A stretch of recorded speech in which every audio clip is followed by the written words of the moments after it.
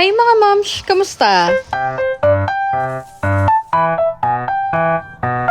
Tara nga at samahan niyo ako sa pag-aasikaso ko sa almusal ni Dada. Huwebes na kasi ngayon at ngayon ko nga lang talaga siya naasikaso ng pang-almusal kaya naman kailangan ay naka-video yan.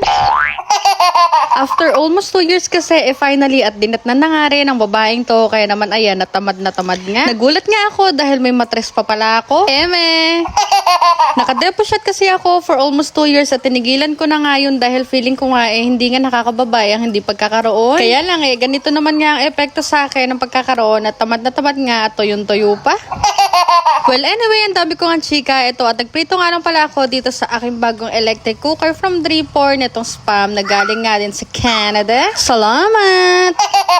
Ang cute nitong bago kong lutuan, no? Para ka lang nagluluto-lutuan talaga at nagbabahay-bahayan. Pero wag ka, pwede kang magprito, magsaing, gumawa ng lugaw, ng hotpot, at kung ano-ano pa dyan. Kaya nga ako nagtwinkle-twinkle nga rin ang mga mata mo dyan. Alam mo na, nasa yellow basket ang link, pati na rin sa comment section.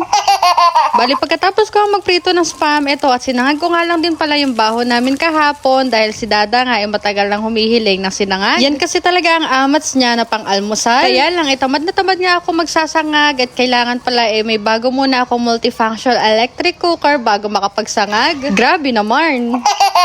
Well, anyway, pagkatapos ko nga magprito at magsangag ito at pinakain ko na nga rin agad si Dada at habang kumakain nga siya, syempre, tinapatan ko ng camera yan. O, in fairness, nakadamit siya ngayon, kaya i-flex mo yan. At habang kumakain nga si Dada dito, naglagay nga lang din pala ako sa baonan niya nung inadobo kong paan ng manok kahapon dahil gusto nga doon yung magbaon. Hindi nga kasi namin naulam yung kagabi dahil nakifiesta nga kami sa may Santa Ines, kaya ayun, at nakatipid na naman nga. Sabi ko pa nga sa kanya, gusto mo palang baonin yun, niluto ko pa nga lahat nitong Spam. Opak, nagpaposing pa raw yan siya. Noong nakaalis na nga si Dada, nahiga nga lang ako ulit saglit para umidlip at nung nagising na nga ako, ito at lumabas ka lang din kami ni Bebo. Bali, nakapunta na ang palengke yan ng mga oras na yan dahil sumabit na naman nga sa lola niya at ito, tumambay nga lang muna kami para makapagpaaraw. Maaga nga rin nakapag-lollipop yan dahil habang wala nga sila, nagpunta nga rin ako ng OSIF at nakabili nga ako ng ganitong lollipop. Akala ko nga matatagalan sila, yung pala maaabutan pa nga niya. O siya, tayo na nga muna ulit for today. Follow for more!